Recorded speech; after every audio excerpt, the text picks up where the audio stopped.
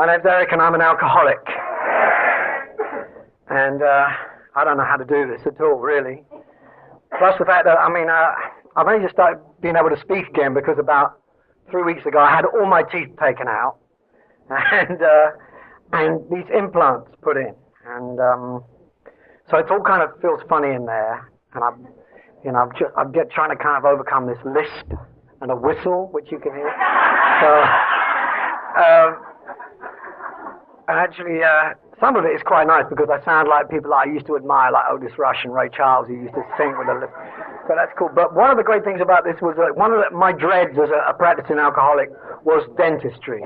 There was like a lot of other things that were really just not available to me. I had such the dysfunctionality in my life was so pronounced that I didn't even see a toothbrush until I was about 18. It was very poor stuff, all that raised with, in a 2 up, 2 down, where there was an outside zinc bath and no bathroom. And so, but I remember being in class at school about 10 years old, and the back of one of my front teeth fell off. And that's where a lot of my kind of disease started to kick in because I started lying. And I think I'd already kind of developed the thing that, Lauren and other people have talked about, that thing about changing the way I felt. I started changing the way I felt right then, and obviously before, because my teeth fell off because of sugar. And I started eating sugar. I can't even remember when I was probably 5 years old. Sugar on bread and butter. And that was like, it was like a post-war thing in England. That's what you did. Poor families did that. They used to put sugar in milk too to feed the children, so that the children would drink the milk. And it was part of bad education, all kinds of just dysfunctionality. And so I was kind of set up. I was ready for this stuff. And there were so many other ways that it was coming into my life. I lived in a village in the country in England where we had this thing called the British Legion, which was like a veterans society, and I would see the ground. We would, as kids, would be taken and we'd be stuck outside, put outside with a packet of crisps or whatever you call them here, potato chips and a Coke or something. And they would go inside and they would change. The adults would change. And they'd go in kind of quiet and reserved and miserable. And you'd hear them changing inside into kind of happy, uninhibited, gregarious people, and they'd be having the time of their lives, and then they'd come out, and then they'd be, once they were kind of out again, and they'd take us home, there would be a shift back somehow, and it would be a little bit more pronounced, it'd be a bit more kind of aggressive and sullen, and it was kind of like, that was like a little microcosm of what my kind of drinking was like, that I would be just shy, withdrawn, terrified, fear-based human being who once I got something inside of me became, anybody and was up for anything. And then as it started to wear off, I became malevolent and violent and aggressive and miserable and in the end suicidal. And that's what brought me here. And I, the one thing that you always, that I go over and over in my head, and whenever I think about what I'm going to say at a meeting, is that apart from being blessed, I wonder why I was chosen for this and why we get to be chosen. I wouldn't even think about how that affects you, what you think about that. But I know for me, I don't understand why some people don't want this. I've done some 12-step work where I've brought people to the door and I've seen them turn away, walk away. And I've seen others die, deliberately die when confronted with the whole notion of getting honest and looking at their past and trying to do the work that is involved. And I don't understand why they didn't want to do it, and why me, why you, why we get to be fortunate enough to the miracle I'm talking about is the wanting. That's the miracle in my life, is that I wanted this enough to do the hard work. And I found it pain. I'm sure we've all found it pain. I'm sure the newcomers find it very, very pain. I can't even remember. That seems like a fog, like there's a fog between me now and where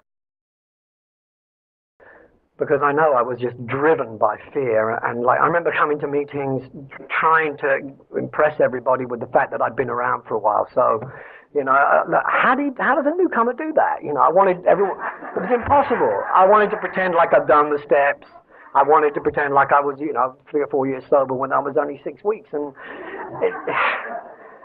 that the pain of that, the pain of that self-consciousness, of the pain of asking for help.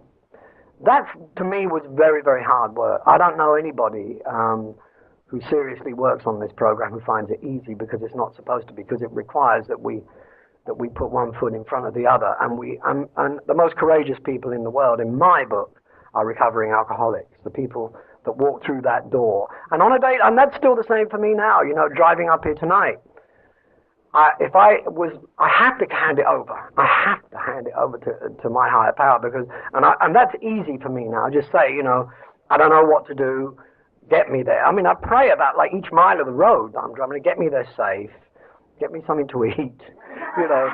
Let the people be nice to me. And then don't let, and try to keep me from talking about what I think. Because that was a complete waste of time, and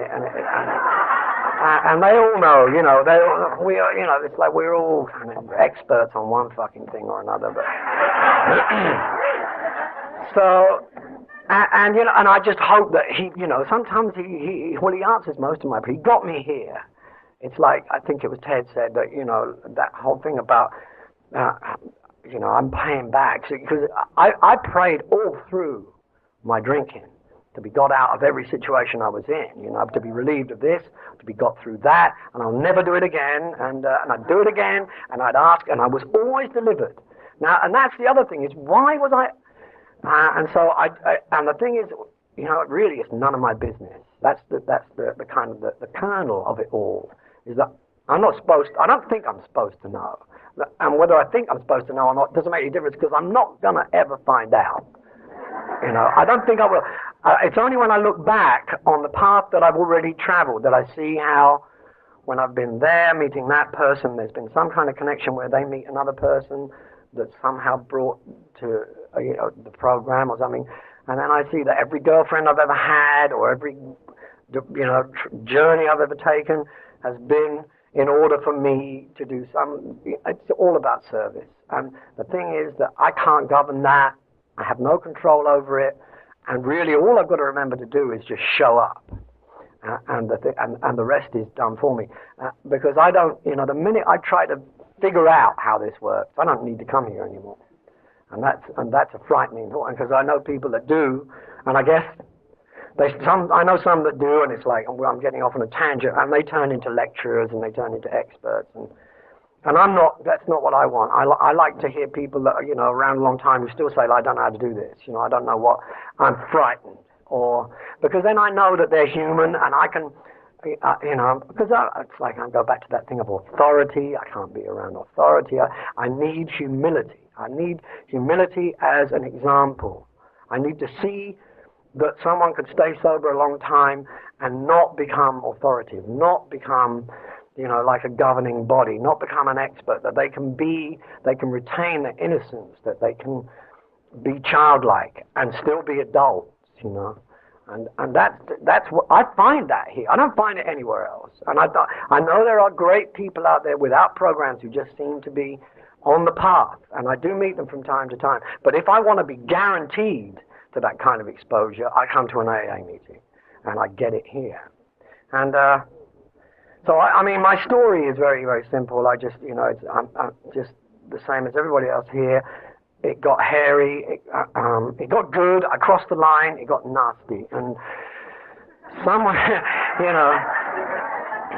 and I don't, with that whole thing about, I knew for a very, very, very long time that I'd crossed that line. I don't remember crossing it, but I knew for at least the last 10 years of my drinking, I think, that I had to stop. And I remember waking up, coming to, and thinking, well, today is the day. I've got to stop this today. And I don't want to tell anybody about that, because I don't want to make any promises to anyone. So this is something I'm going to do on my own. And then when I've done it, I can say, but I'll just have a drink first to kind of like get the, so that my mind can function, so that I can figure out how I'm going to do it. And of course, the first one wouldn't even go down. It would just be my body would reject it, and I'd be dry heaving, and then it would be like, and it was vodka, you know, it was all good in the end, I'm sure. Most of us know that one. And finally, the third or fourth one would go down, and then I'd be fine. And I'd think, right, now, so how would I go about this? I don't know. I'll take the bottle down to the other room, and I'd move around the house, you know, postponing the actual whatever it was I thought I was going to do, postponing it until the bottle was empty, and I was passed out again. And you know, while I was doing that, I was thinking, well, this afternoon I'll stop, you know. And of course, this afternoon was gone, you know, and I'd wake up and it would be dark, and I wouldn't know whether that darkness was morning or evening. I mean, I didn't know. I'd be at home and I didn't know where I was, you know. I was. And I was married. I had a very successful career, and this has been a great thing for me in my journey, was being able to tell people that acquisition is not it. Because by the time I was 23, I was a millionaire. With the gift that God gave me as a musician, I was making money without wanting to make money. I didn't know how to stop it coming in, and I tried very hard, believe me. And I would leave every band. The minute they thought they wanted to be on TV, I was gone, you know. There was some, I actually would see the anonymous part of the program was very familiar because somehow or another I wanted that for me anyway. I wanted to be able to be good at something, but without anybody knowing it. But I did want them to know at the same. It was like that whole paradox of, I don't want you to know, but I want the kudos. And I had madness, insanity even then. So, but the whole thing about that was that I didn't want to be rich. I didn't want to be successful. And as long as I had that going on, I could not stop it. And I'm sure it's, you know, people that want money, want success, it just doesn't happen because there's like a paradox in there. But I do know that having all that stuff, having a beautiful wife and a great home and a career that just shone, you know, no matter what I tried to do to destruct the whole thing, it kept getting better and better. And in spite of all that, at the end of each day, I was considering suicide. And now, see, how does that make sense? You know, and I know that there are people who probably come into this program without very much, who think that this is going to get them that, you know, and maybe it will, but for sure, along with it come a lot of other problems, and some of those things I don't know if I'm ready for now. I mean, I'm still quite, you know, self-destruct. I mean, I do like to self-sabotage a lot, and I still practice that. I still kind of set about trying to undermine it, so that I'm basically so that I can survive really and retain some kind of anonymity.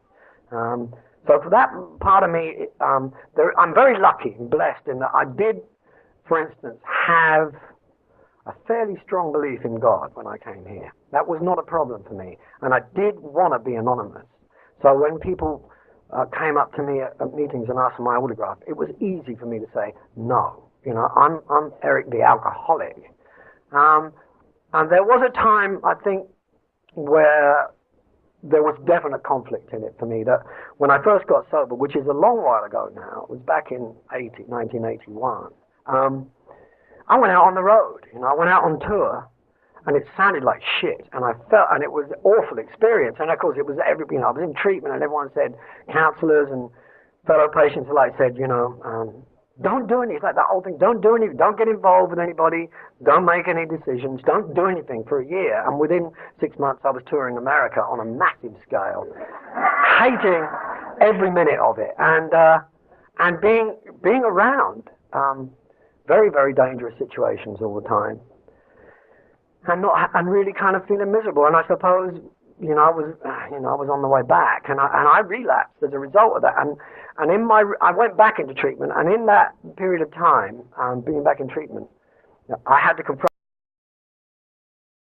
I was either going to come back here as an alcoholic above all, or I was probably going to die. You know, and if this was, I mean, I have it in spades, this disease. I really do. I have it on every level. I mean, I project all the time. I'm a fear-based guy. you know, shame. I go into shame spirals at the drop of that. I'm getting better, like Lauren said. I'm improving, but I don't do anything. I mean, all I do is I come to meetings and I pray that God will do most of the rest. I will try. I work the steps, but I'm very conscious of the fact that my defects are not really mine to control. I mean, I can't. I've never been able to, like someone else said, I don't know how to hand it over. I still don't know quite how to hand it over, other than to try and help somebody else. You know, when I get into that predicament about self-obsession, I kind of got a little switch where I think, well, think about somebody else. Go and do something for somebody else. That's my way of handing it over, but I don't know if that's the right. I mean, it's the way I do it.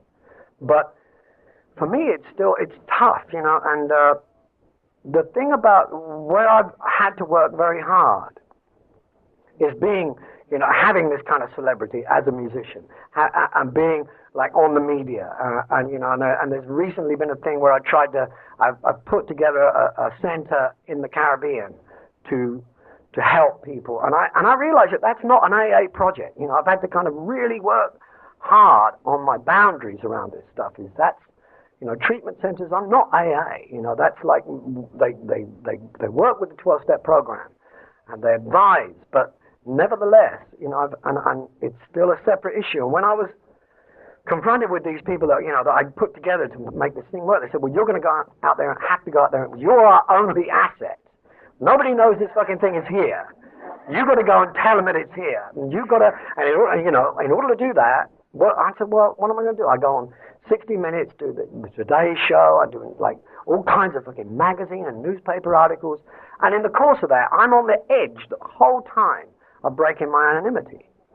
And that's been a real tough thing. And, you know, that's given me, that whole exercise gave me a great learning curve about how important my anonymity is to me. And it is really about my boundary, about, you know, how much because now I've got to the point where I love this thing we have. I love it above all. And even when I say that, I can feel a tingle coming to me, because it's a spiritual thing for me, that what we do and the way we help other people and ourselves in the process is not to be fucked with. It is not to be compromised. Yeah. And I've been, you know, and it's like, it's amazing how when people are faced with that, how it tantalizes people. You know, like, I remember my sponsor being involved in the kind of sort of business project where, you know, they had a long conference with these other people that he was involved with on some business thing, and it was all folding, it was getting crazy. And somehow or another, he sorted it all out. And after the meeting, one of these guys came up to him and said, you know, I don't know how you did that, and it was brilliant, but what's your secret? What have you got going on? And he said, well, it's nothing to do with me, and it is a secret, you know. And that was like, that's what it. And I love that, you know, and that guy, you know, he's got 20 years, and he is like a saint to me. But he's one of those guys that says, I don't know. I just go to meetings, you know, and I love that. But it is very difficult. I've had to do a lot of work going to talk to people in treatment centers, saying, like, you know, that primary purpose thing, you know, when we read the preamble, our primary purpose is to stay sober and help other alcoholics to achieve sobriety. That is my primary purpose. And I've had to be, you know, my primary purpose is not making sure this fucking treatment center works. My primary purpose is, if I get the opportunity, going in there and telling the alcoholics in there, the recovering people that want to stay sober, my story, not what I think, or not, you know, please get your other pals to come in because we need the money, you know. But seriously, just to be there so that they can see that I'm a guy with a load of money who's had a great career, but who still occasionally thinks about suicide, and, you know, although that's got a lot better, I can assure you. But that is not it. It is about peace of mind, which comes from other people, comes from our common welfare. And that's what I always rely on, you know, that in any given difficult situation, there's two options for me. One is to isolate and try and figure it out, and eventually fucking self-destruct and go down the road that I've already traveled. The other one is to come here and ask you for what you did when you had the similar experience. And that's the one I've chosen most. And it works. And it is usually I'll avoid people that try and, proselytize or lecture or tell me what they think. I will say, well, tell me what you did when this happened to you, so that I get the experience. And usually it is the simplest thing imaginable, and that's what works. And so that's it for me. I mean, I flew all this way to come to this meeting, and I'm really glad to be here. I had no idea. I remember actually driving up the coast thinking that about 20 years ago I came up here to make a record at a place called Shangri-La, and man, is it different now? I mean, I don't know if it's still there, the place, but some of those guys are dead, One of them's and this was a group called The Band, that was a great band, and one of them hung himself, and he was like, we drank together. I mean, he was like a Grand Marnier freak. He drank Grand Marnier at the bottle, and I love, man, that's a man's way of drinking, and he hung himself, and I've seen so many people, lost so many friends who didn't get this light shone in their lives, and which brings me back to that thing, is like God somehow or another chose us, and now we get to choose. And that's the other thing about this program that I love the most, is that I have a choice today. And like Lauren also said, I can look back and see that it's all been choice, and it still is. I can choose, and I am responsible for my own happiness and for my own life. I am totally responsible today. I don't blame anymore. I try to still on occasion, because I am an alcoholic, and I will always act in that typical way. My first response is usually to, fuck it, it's his fault or her fault, and then I modify, and then I act. I act usually on the modification, and for that I'm really grateful. It's been almost 12 years for me, and I guess I've got another 12 to go before I'll have paid back my debt, and I hope a bit more, I don't ever really think about this as being a long, long road. It's still one day at a time for me. I really don't make too many plans. I try to take the program to everything I do, the way I love, the way I live, the way I work. It's about spontaneity and being in the moment. And we're very, very lucky to be given this gift. And I'm very grateful for you listening to me tonight. Thanks. Thanks for letting me share.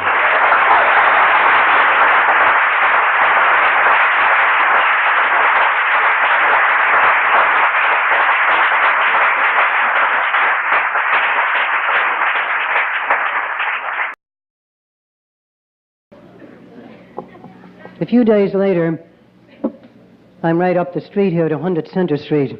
We all know 100 Center Street from New York City. And I was physically thrown out of the court for exploding one day, again with the stinking system. Not just the stinking thinking involved in the whole thing, but the system stunk. Because here's an arresting officer who had planted this bag of heroin in the girl's bra, and now he is accusing her of this whole thing, and I just exploded. I was going around half shell-shocked anyway, most of the time. There wasn't too much rationality what I was doing, from one thing to another. But I exploded and told the judge off in his court, and nobody ever tells a judge off in his court, There are two gods now, God and this judge. I used to believe there's one God, but so he ordered me out of the court. And as I'm being escorted out, one of the narcotic squad cops looks at me with real disdain. Junkie priest. And I am pig,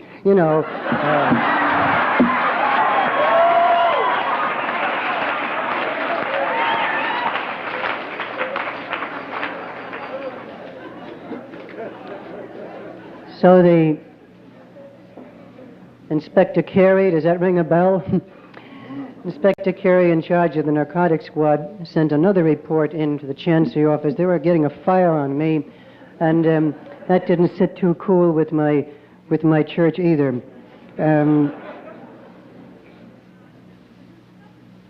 I was called down to the Chancery office and told to leave the city. It was a crushing thing. I didn't know Darlene then, but I was always saying, it's going to be all right, Lord. Just like Darlene would say, it's going to be all right. I didn't know how it was going to be all right, but it was going to be all right. I broke up in tears, and it was a crushing experience because now the sheep had no shepherd. I went up to, they couldn't send me any further. I found myself on a cliff, Newfoundland, running a retreat house. But I hardly get there, and I get a letter is forwarded to me by the American Medical Association to come to, of all places, with apologies, to come to Chicago and read a paper on the aftercare of drug addicts. The aftercare of drug addicts. Get it? The aftercare. So I said, oh, I'm safe now. I'm out of New York. So I go to Chicago a week ahead of time, and I said, well, before I can read this damn paper, and I spent a lot of time in the paper. They sent me the money, a plane ticket, cash to come and back, and they gave me a $500 check to give the talk. I said, oh, I had to get in this business of lecturing. So I went to Chicago a week ahead of time. I had laryngitis. And so I could really talk like some poor guy was going through withdrawal, and I went from hospital, and I go through the whole act, and begging and begging and begging for some treatment.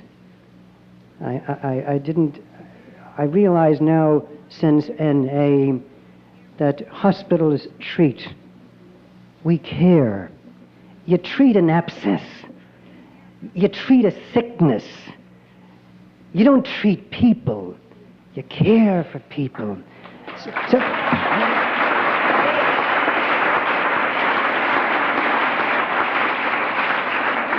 But in Chicago, I went from hospital to hospital trying to get in.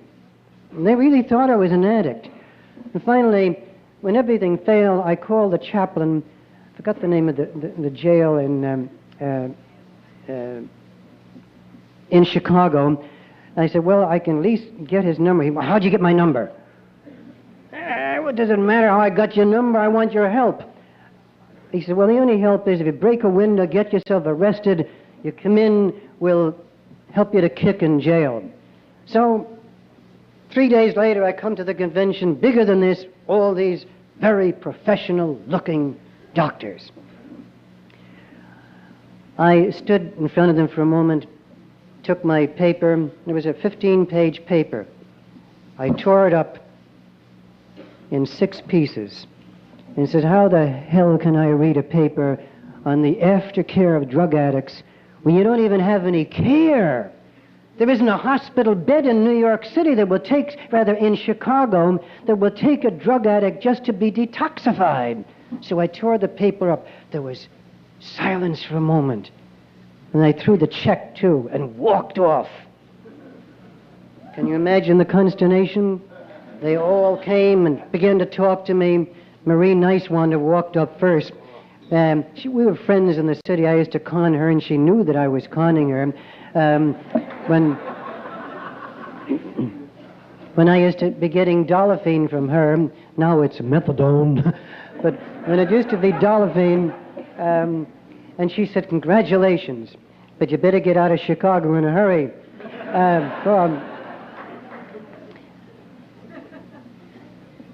It seems that even as addicts, and this was always a mystery to me, no matter what hick town an addict is in any state of the union, you always seem, by some kind of negative attraction, to find drugs, to find each other.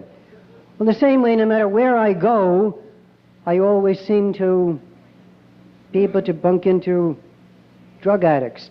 2 days ago, I'm cutting back here for a shortcut to find my way back here, and I'm round the corner, there's 2 businessmen from up at Wall Street, the new breed of coke fiends who have... And up at Wall Street, you only have more intelligent reasons for being stupid. And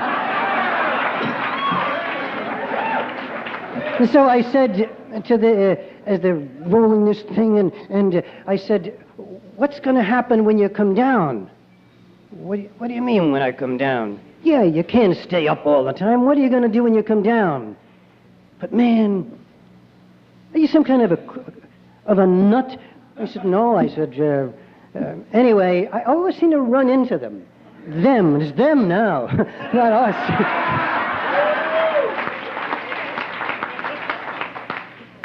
I had my first contact with N.A., again, in the mysterious ways that God often writes straight, I say, with crooked lines. On the second floor of the Women's House of Detention, they used to throw around a lot of magazines and papers. I see stuck underneath a little 4-page, I wish to God I had saved it, or we could have someday one of my dreams that there'd be an NA archives. But it said something to the effect, if you are trapped by drugs and you've tried everything and nothing works, come to the Y on 23rd Street, 8 o'clock on Wednesday. I had heard rumbles about NA, but I was just, I wasn't ready for the whole philosophy of it. I didn't know anything about it. And in those days, not too many other people knew much about it. We knew about AA. I had heard stories about a Danny Carlson, and that he was experimenting with having some NA meetings in Rikers Island. Then they were being tried in the Women's House of Detention. But you know how it is when you're in the can, you'll use any excuse, you'll even go to religion to get out and get some cigarettes. And so they would come down, but we never really counted it as such. But in anticipation of the history seminar that was held here 2 days ago, I got in touch with the archives in the Salvation Army, and they pulled it out of their archives, a little account of a birthday party being held in 1952 of N.A., and it was a second birthday party of N.A., so that N.A. was functioning as N.A. 33 years ago here in New York City.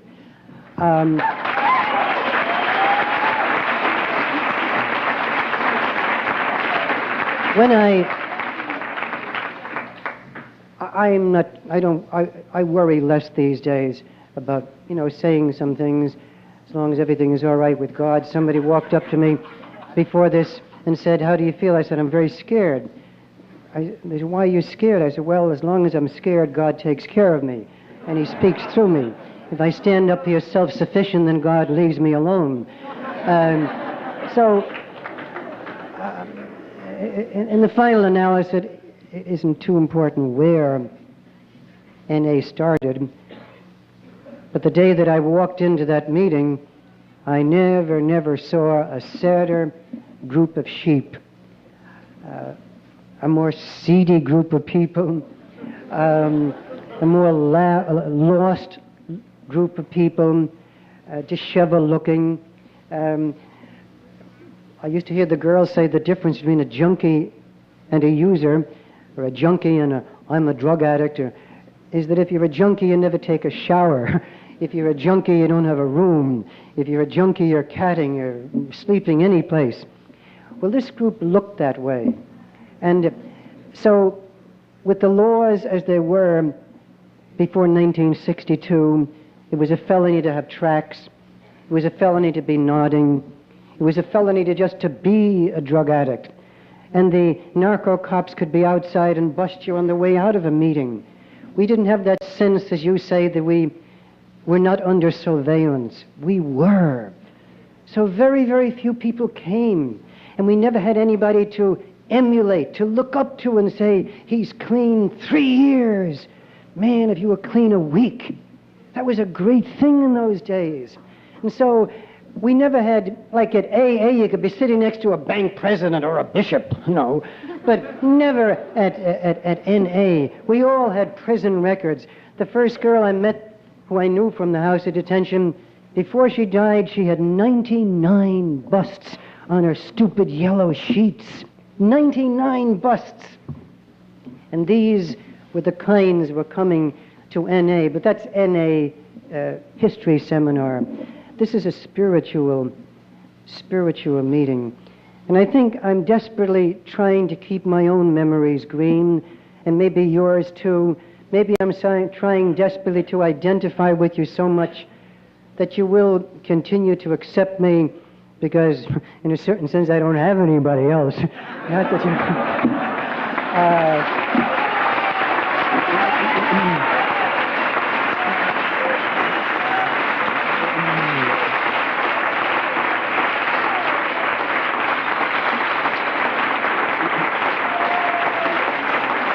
And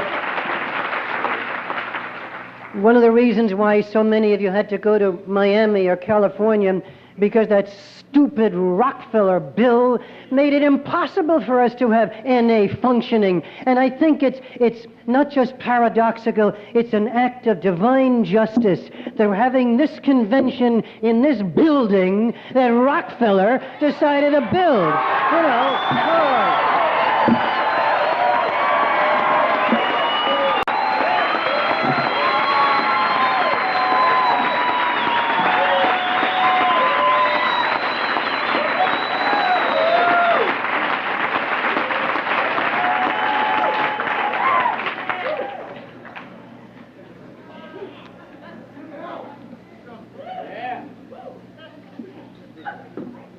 I got a little note to deal with reality that there's another speaker. And the other pages are about spirituality, and I never got to it. Let me get to it in a hurry. The last four lines of the song that we sang last night so beautifully, The Impossible Dream, struck me very much. I heard it first 2 nights before I was to leave the city.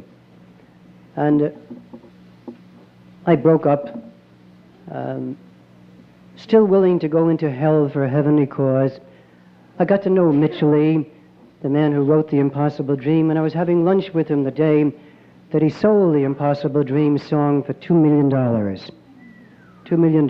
Hey, a song is a song is a song. And no song is worth the value of a person. I used to pass around a lot in the women's prison the old poem, unknown author, like the auction you had here. The poem, if I can, I say often, Lord, take my memory, my understanding, everything. Maybe He's taken my memory and I forget things. But the poem goes something like this. 'Twas battered, scarred, and the auctioneer thought it scarcely worth his while to auction off the old violin, so he held it up with a smile. What am I bid for the old violin, he said. Who'll start the bidding for me? $1, $2, only 2, going, and almost gone. From the room far back, a white-haired man came forward and picked up the bow, and dusting off the old violin, he played music like an angel sings. The people were quiet. The auctioneer cried, now what am I bid for the old violin? $1,000, $2,000, going and gone, said he. The audience cheered. The auctioneer said, what made the difference? The touch of the master's hand. And many a girl whose life is out of tune and battered and scarred with sin is auctioned cheap to a thoughtless crowd, much like the old violin. a night of shame, a bed of sin, a fix, and she travels on. She's going once, she's going twice, she's going, and almost gone. But the Master comes, and the foolish crowd can never quite understand the price of a soul and the touch of the Master's hand. The Master has touched you. He's touched all of us as we understand him. It's a mystery to me how some of you can still fear God. How? Why? He says, "Come to me, all you who labor and are burdened, and I will refresh you." He never promised to take away the pain. That's structured right into life itself. And the only way to take away some pains is to take away life. But that's too precious. But that pain, that suffering that we all go through is the price that we must pay to be whole people. And this Master touches us. There's an area inside of you that no cop can ever reach, that no trick can ever reach, that nobody can touch but the Master.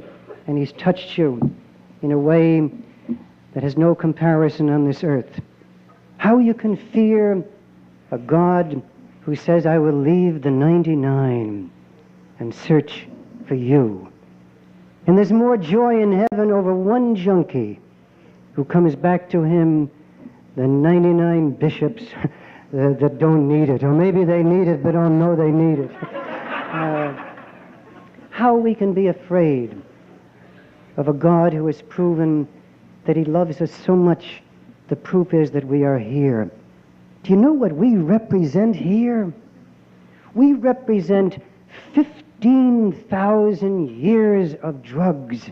We represent 10,000 years in jail.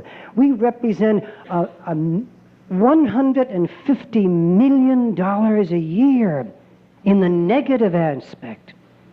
And the fact that we are here is proof that God loves us. He once said, as I understand it to be, "Oh, how often I would have gathered you about me, even as a hen doth gather her chickens beneath her wing. But you would not." There was a time when we would not, because we were scared that he might. We were afraid to pray, for fear that he might hear it. The only prayers we knew, "God, help me to find a good vein. God, I hope this is good junk. God, I hope they don't kick the door in." Or as the girls used to say, "Father, I promise to God I'll never take drugs again, so long as Judge Stoneface isn't sitting today," or something. The prayers. But anyway, may I just end with this? And I have 6 precious cards. Maybe I'll save for Chicago.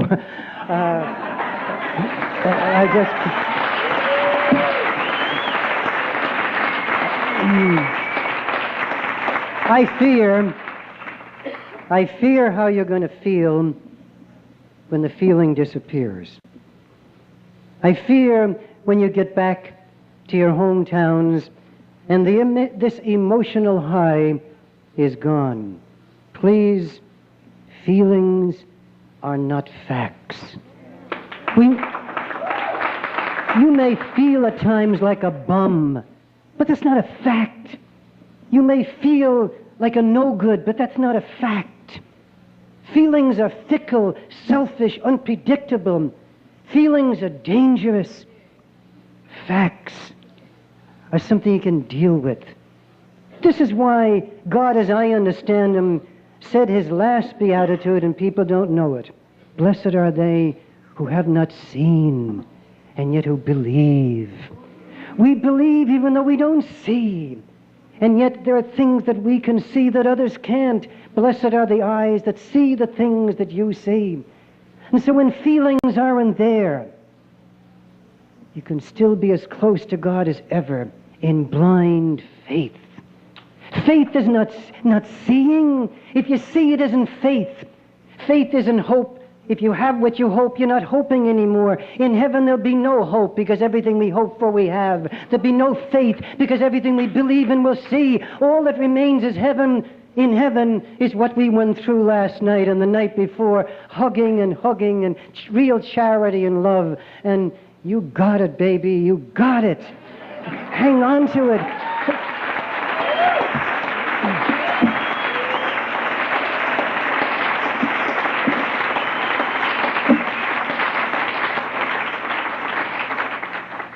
I think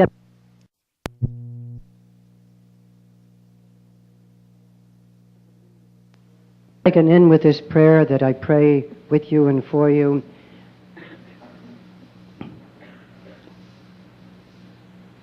Lord my God, as I understand you, as I believe in you, I am freely living a new life in NA today. For too long a time I wasn't a free or happy person. Drugs had cheapened and enslaved me. Drugs had imprisoned me far more than prison itself. I had no hope without dope.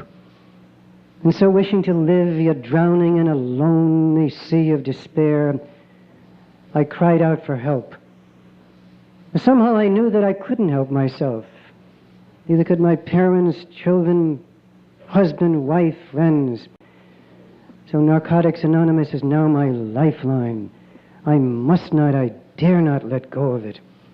Here in NA, with people who love me and understand me in the truest sense, I daily feel the life pains of struggle and growth, the life pains of a new life.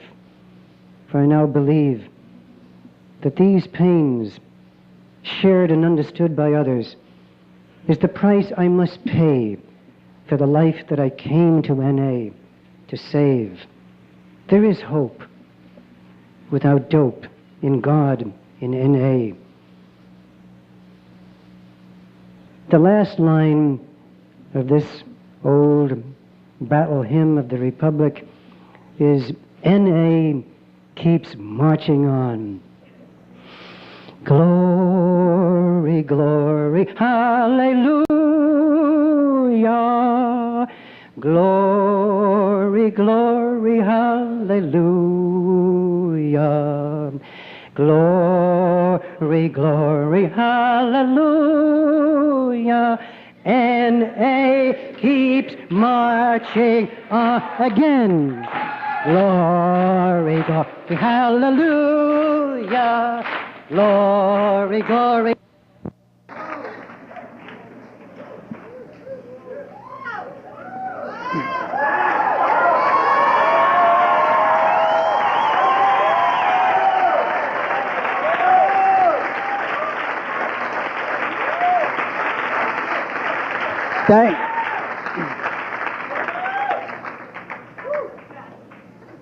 Thank God for people like Father Egan, the junkie priest.